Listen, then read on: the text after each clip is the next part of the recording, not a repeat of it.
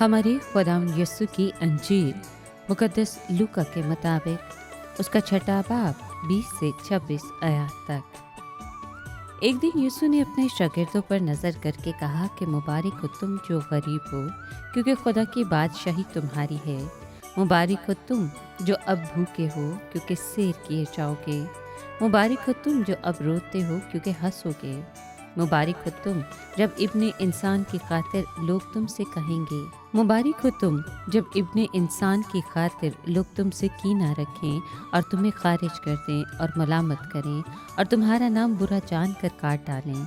उस दिन खुश हो और शादमानी करो, क्योंकि देखो आसमान पर तुम्हारा अजर बड़ा है, क्योंकि उनके बाप दादा अंबिया के साथ भी ऐसा ही किया करते थे।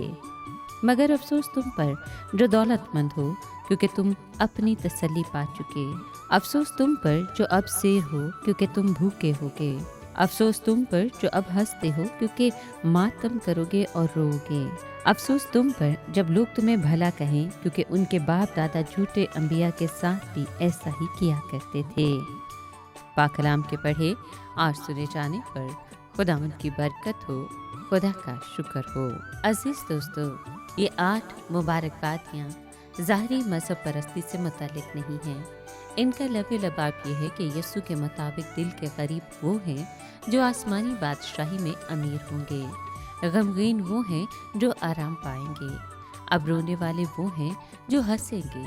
हलीम वो हैं जो ज़मीन पर राज करेंगे। रास्तबाजी के भूखे और प्यासे वो हैं जो आसूदा होंगे।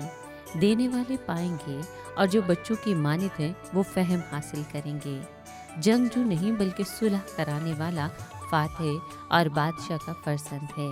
वो जिसे मसीह की खातिर उसके घर से निकाल दिया जाता है, आसमान में अपनी शहरियत रखता है। ये मुबारकबादियाँ एक कुल्हाड़े की माने थी, जिसे यीशु ने दीनी तमन्नाओं के उस दरख्त की जड़ों पर चलाया, जिसे यहूदियों ने अपने मसीह की आमद के ताल्लुक से अपने जहनों में लगाया हुआ था। हकीकी दायमी मुबारक हाली का इन्हिसार खारजी मजहबी मामूलात या मादी तरक्की पर नहीं, बल्कि इंसान की अंदरूनी हालत और उसकी अब्दी फलाह पर है। ये मुबारकबादियाँ मज़ीद नसीहत और हदायत का एक तारुफ थी, और इनमें मसीह यीशु के होने वाले रसूलों के लिए एक नस्ब व लैन मौजूद था। मसीह यीशु गोया उन्हें ये कह रहे थे कि जब तुम इन बुनियादी खूबियों के मालिक होगे तो तुम्हारे अपने तुमसे नफरत करेंगे। जब तुम्हारे साथ ऐसा बर्ताव रवा रखा जाएगा तो तुम मुबारक होगे।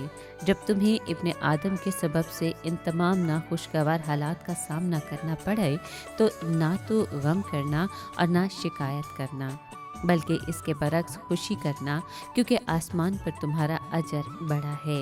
यूँ तुम उन नबियों के मानिद हो जो तुमसे पहले हो गुजरे हैं। उन सब को खुदा के अजीम पैगंबर होने का इस्तेहकाक हासिल हुआ और इस सबब से उन्हें सताया भी गया।